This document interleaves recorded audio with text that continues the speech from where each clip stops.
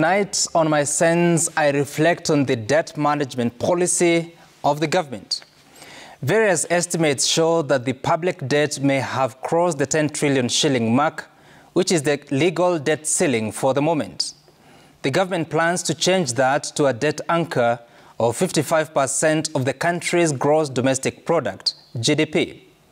And if the GDP at the moment were to be taken to be 13.48 trillion shillings, as cited by the Kenya National Bureau of Statistics as of December 2022, then 55% would be 7.4 trillion shillings of public debt. This would mean that Kenya is off its debt anchor by nearly 2.6 trillion shillings. But there are those who argue that the GDP is higher than what is officially declared.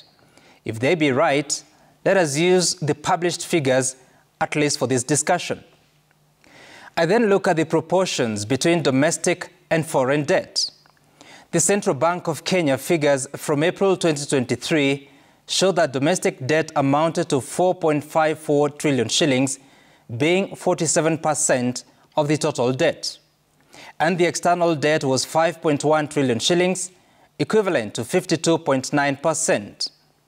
President William Ruto has consistently appraised the country that the government is moving away from external borrowing. And in a very short while, maybe 10, 15 years, we would not need to borrow from elsewhere. We can borrow our own money as Kenyans. Now, the 2023-2024 budget would appear consistent with the president's pronouncement.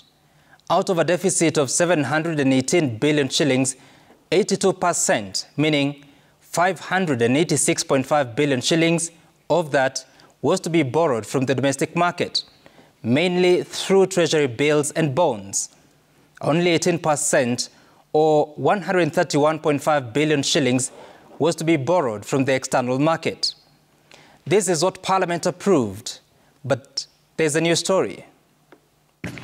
And I do have here the letter from the National Treasury, which has confirmed that indeed they will only be borrowing 316 billion and not the much publicized 586 billion. You see, by shifting 270 billion shillings from domestic borrowing to external, the foreign borrowing for this year rises to 402 billion shillings. And if you like, from 18% to 56% of the deficit. The CBK governor, himself a former Treasury Principal Secretary, was simply quoting the new move by the National Treasury. One wonders, why didn't the National Treasury communicate to the public on such monumental changes of plans? Why hasn't Parliament been informed of this? Who will explain the reasons? From a reading of the financial sector and the interest rates trends, one may understand that domestic borrowing is becoming more expensive for the government. But so too is the external borrowing.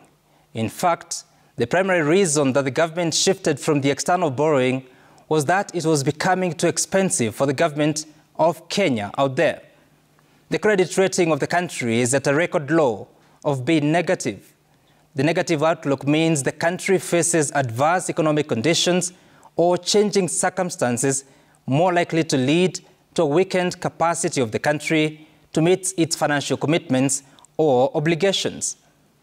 And so, what has changed to make foreign debt more appealing?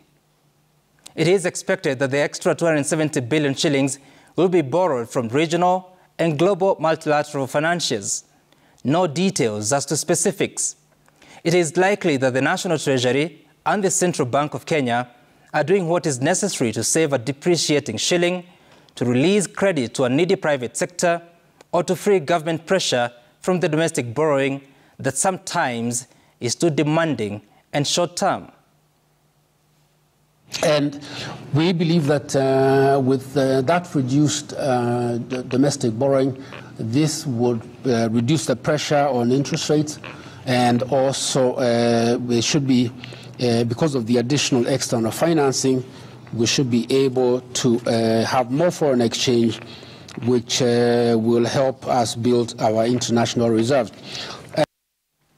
Despite the good reasons, the onus is on the government to communicate. Communicate when they decide to take a certain direction on the public debt. To communicate when that direction changes. To explain the reasons for the sake of accountability. Otherwise, it will not make any sense to have nearly 9 months of public participation through the budgeting process facilitated by Parliament to only change direction in boardrooms and communicate through a question and answer session that gave too much, to the surprise of some senior parliamentarians. And that is my sense tonight.